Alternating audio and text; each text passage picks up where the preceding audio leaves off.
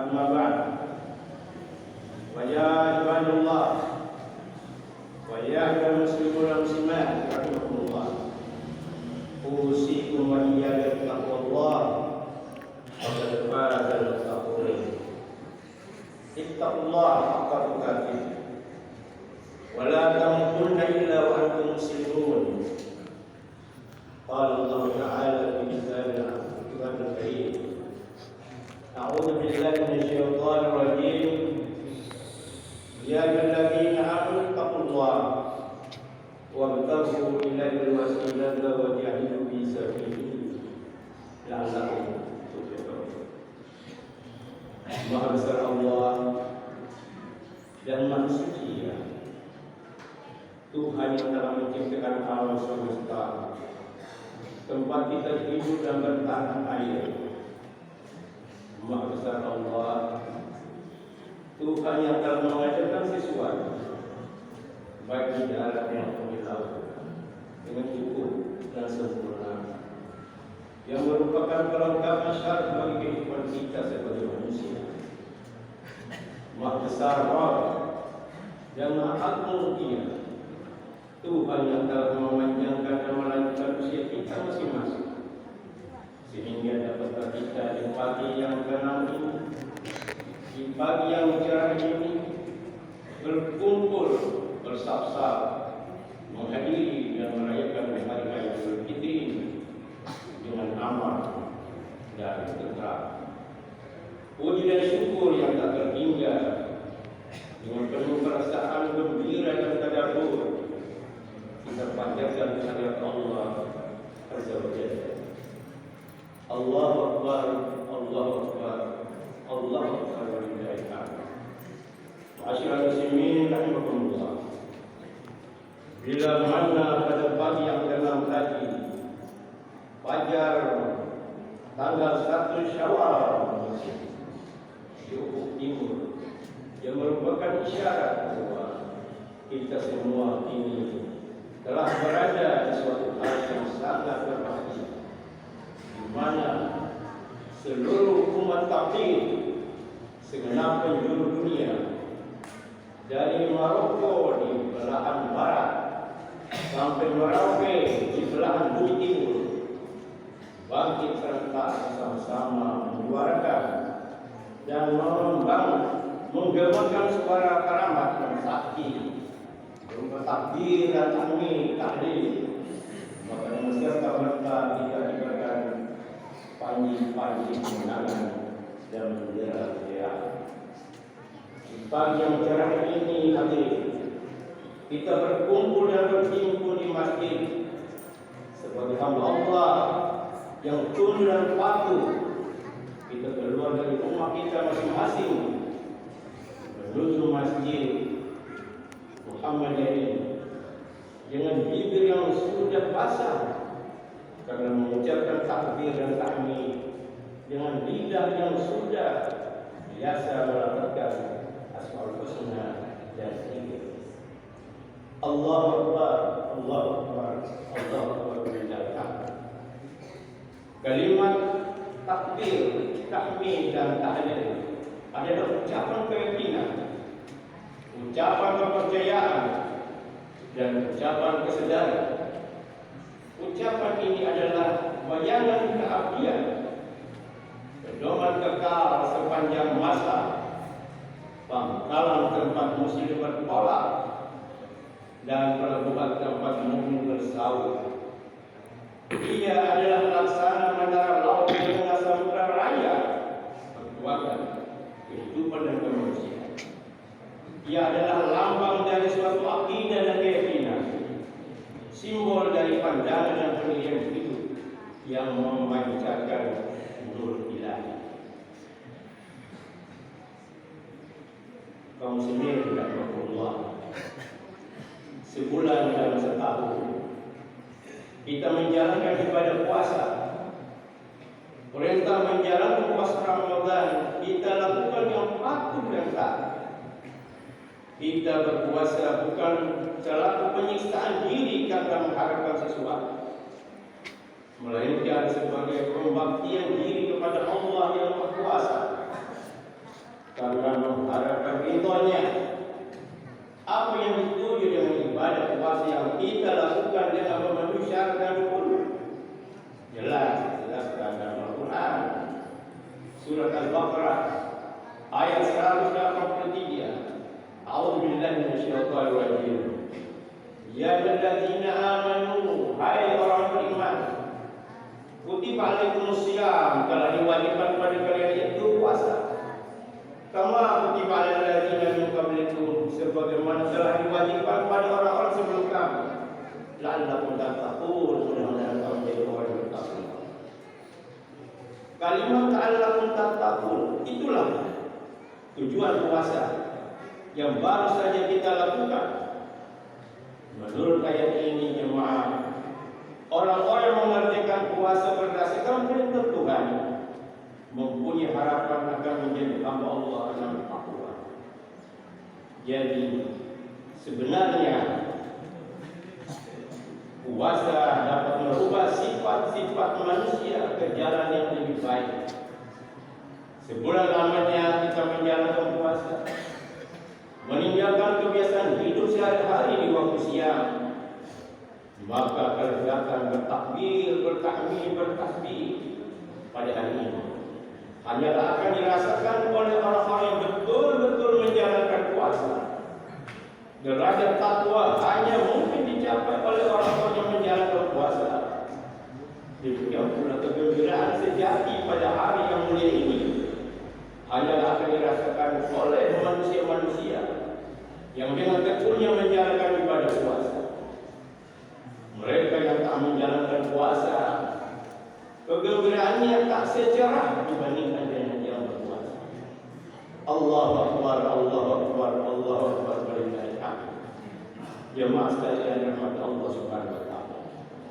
Pada hari Idul Fitri ini kita rasakan kenikmatan hidup beragama yang mempunyai kodrat dan takut kepada Allah. Kita saksikan sebagian besar anak-anak kita bersukaria, melonjak-lonjak yang kemari karena girang dan sukanya. Dengan bangga dan riang dipakainya baju baru pemberian ibu, dipamerkannya sepatu merah hadiah ayah. Begitu agaknya suasana sebagian besar keluarga kita menyambut tibanya hari raya, membesarkan hari jamuan Allah ini al-qadarnya sepanjang kemampuan dan kekuatan kita.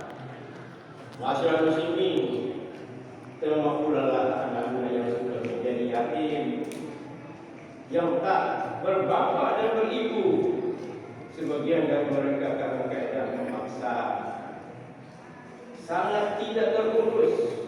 Mereka tak mempunyai baju baru pemberian ibu, tak ada celana pemberian ayah, tak ada sepatu hadiah paman. Dengan hati ibu, mereka saksikan anak-anak orang lain bersukaria. Mereka saksikan pula anak-anak orang lain yang mampu sedang menghambur-hamburkan uang dengan perasaan yang pedih, dengan hati teriris-iris, dengan air mata berlinang. Mereka saksikan orang lain berhari raya. Kepada siapakah mereka akan mengajukan hasil? Ayah bunda telah tiada, sedang paman telah berpulang. Tak ada orang yang mendukung, tak ada tanggung yang Allah Akbar, Allah Akbar, Allah. Marilah kita kenangkan sebentar. Marilah kita renungkan sebentar nasib anak-anak yatim piatu. Marilah kita tanyakan hati nurani kita masing-masing. Ia berdosakah kita? Bila mana kita menutup mata terus-menerus menyaksikan anak-anak itu terapung-apung dalam gelombang kesedihan, tenggelam terlontar air mata. Jangan hadirin sekalian, jangan saudara-saudara, jangan biarkan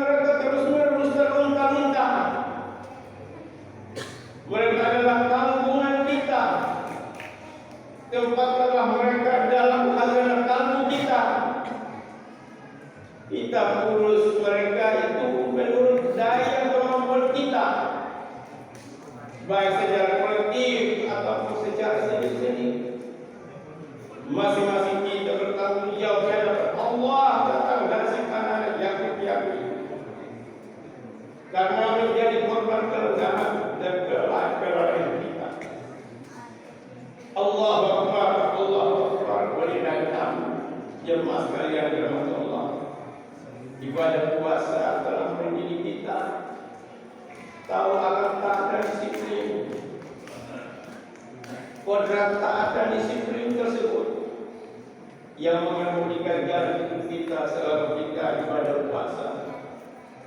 Wajib kita pakai jurumudi untuk hidup dan kehidupan kita selanjutnya. Marilah kita koreksi diri kita masing-masing, terutama dalam area perjuangan masa datang yang penuh dengan tantangan. Suatu penyakit khas bagi umat Islam yang hingga kini masih juga melekat, yakni penyakit merasa puas sendiri. Banyak di antara kita salah mengartikan hadis Nabi Muhammad SAW yang berbunyi, Al-Islam ya'lu wa la yu'la alaih. Islam adalah tinggi, tiada sesuatu yang melebihi tingginya. Akan tetapi di samping itu kaum muslimin, kita bertopang dagu, berpangku dan berpangku tangan. Janganlah kita merasa senang dengan pujian Allah dalam Al-Quran yang berbunyi, Kuntum khairu ummatin ukhrijat lin-nasi ta'muruna bil ma'ruf. Kuntum khairu ummatin, kamu adalah umat yang terbaik. Ukhrijat lin-nasi, dikeluarkan untuk manusia, dilahirkan untuk manusia. Tetapi kita lupa membenahi diri, lupa tugas kita sendiri. Janganlah kita merasa puas dengan jumlah yang banyak yang hanya merupakan buih di samudra luas. Jangan kita memuaskan diri karena kelengkapan dan kesempurnaan Islam tanpa mau berbuat, beramal dan berjuang. Sikap dan perasaan semacam itu bukanlah sifat umat yang takwa, tetapi adalah sifat dan perasaan orang yang sudah kehilangan iman dan pedoman, rasa dan daya Islam. Suatu iman dalam dayanya, rasa dan daya iman di dalam Islam selama bulan Ramadan kita tanamkan, mendidik dan menempatkan diri kita pada ruang dan lapangan yang luas. Asal ada kerelahan dan kesediaan kita dalam berbakti kepada Allah Subhanahu wa Ta'ala. Allahu Akbar, Allahu Akbar, Allahu Akbar, walillahil hamd. Jemaah sekalian yang dimuliakan Allah Subhanahu wa Ta'ala, di antara kenikmatannya harus kita pertanggungjawabkan selaku amanah dari Allah ialah harta benda. Harta benda adalah karunia yang diamankan Allah Subhanahu wa Ta'ala kepada pemilik untuk mengurusnya. Menyempurnakan amanat harta berarti menggunakan harta itu sesuai dengan aturan-aturan dan norma ilahi yang memberi amanah. Dalam istilah agama ini disebut infak fi sabilillah, menafkahkan harta pada jalan Allah. Kedudukan si pemilik adalah sebagai pengurus. Hak milik dalam arti mutlak hanya pada Allah Subhanahu wa Ta'ala. Dalam Al-Quran Allah berfirman di dalam surat Al-Hadid ayat 7, Aminu billahi wa rasul wa anfiqu mimma ja'alakum mustakhlifina fihi. Berimanlah kepada Allah dan Rasulnya, dan belanjakanlah sebagian daripada harta yang Ia telah jadikan kamu mengurusnya. Harta sebagai barang amanah ilahi harus dinafkahkan. Dalam harta milik seseorang terkandung hak anggota masyarakat yang tak punya. Sebagaimana firman Allah, wa fi amwalil aqrisa wal mahrum. Dan dalam harta-harta mereka terkandung hak yang diakui dari orang-orang yang meminta karena memang tak punya, dan dari orang yang bertangan hampa sekalipun pantang meminta. Kaum muslimin rahimakumullah, memang Harta milik mempunyai fungsi sosial. Harta tidak boleh ditumpuk sekedar untuk dihitung-hitung, dipamerkan sebagai status dan tanda gengsi, dan dibiarkan steril, tak menghasilkan apa-apa. Harta harus diproduktifkan. Masyarakat berhak atas daya guna dari harta milik orang per orang. Allah mengancam kepada mereka yang suka mengumpulkan harta. Allah berfirman, A'udzubillahi minasyaitonir rajim. Walladzina yaknizuna adh-dhahaba wal fiddah. Dan mereka yang menyimpan emas dan perak, wala yunfiqunaha fi sabilillah. Tidak diinfakkan, tidak dinafkahkan di jalan Allah. Fabashirhum, beritahukan kepada mereka bi'adzabin alim, akan mereka mendapatkan azab yang pedih. Ma'asyiral muslimin rahimakumullah. Allahu akbar, Allahu akbar, Allahu akbar. Akhirnya dalam kesempatan berlebaran pada hari raya Idul Fitri ini, hari yang agung ini, marilah kita sama-sama membersihkan hati kita sesama muslim, hilangkan rasa benci, rasa dengki, gantilah semuanya itu dengan marhamah dan mahabbah serta kasih sayang. Dengan hati terbuka, mukanya jernih dan tangannya dulukan, kita saling bermaaf-maafan. Kita buka lembaran baru yang masih putih bersih. Kita tutup halaman lama yang mungkin banyak terdapat kotoran dan noda. Biarlah yang tua memberi maaf kepada yang muda, ayah memberi maaf kepada anak, suami memberi maaf kepada istri, mertua memberi maaf kepada menantu, demikian pula sebaliknya. Ja'alallahu wa iyyakum minal aidin wal fa'idin. Kaum muslimin dan Allah, marilah pada hari raya Idul Fitri yang syahid ini kita kibarkan tinggi-tinggi bendera Islam. Kita tingkatkan bendera dan panji perdamaian. Kita berdoa, Ya Allah, ya Tuhan kami, Engkaulah salam, dari Engkaulah salam, kepada Engkaulah kita semua akan kembali bersalam. Hidupkan kami ya Tuhan kami salam, dan masukkanlah kami dalam jannah-Mu ya Allah ya Rabb. Amat suci Engkau, amat mulia Engkau ya Ya Tuhan kami, ampunkan dosa dan kesalahan kami, tangan kelalaian kami dalam pekerjaan kami, teguhkanlah pendirian kami, dan berilah kami pertolongan dalam menghadapi orang-orang yang menolak kebenaran. Ya Allah ya Tuhan kami, janganlah Engkau murkai semuanya karena perbuatan orang-orang yang berbuat kami. Amin. Ya Allah ya Tuhan kami, jangan Engkau memberi kuasa untuk mengatakan orang-orang yang tidak takut kepada Engkau dan tidak ada cinta dan belas kasih kepada kami. Engkaulah ya Allah pengasih dan segala dan mengabulkan segala permohonan. Ya Allah ya Tuhan kami, anugerahlah kiranya kami keselamatan dunia dan akhirat, dan jauhkanlah kiranya kami dari azab siksa neraka. Ya Allah ya Tuhan kami, mohonlah kiranya ampun bagi segenap mukmin dan mukminat, bagi yang ini masih hidup atau mereka yang sudah tidak. Jemaah sekalian, akhirnya mari kita berdoa selanjutnya. Allahumma ighfir lana wal mu'minat wal muslimin wal muslimat al ahya'i wal amwat, innaka sami'un qaribun mujibud da'wat ya qadil hajat.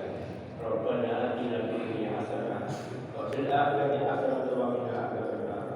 Rabbana hab lana min azwajina wa dhurriyyatina qurrata a'yun waj'alna lil muttaqin imama. Kita berhidayah. Wassalamualaikum warahmatullahi wabarakatuh. Demikian tadi khutbah yang disampaikan oleh Bapak Dr. Abdus Sudapan Pari.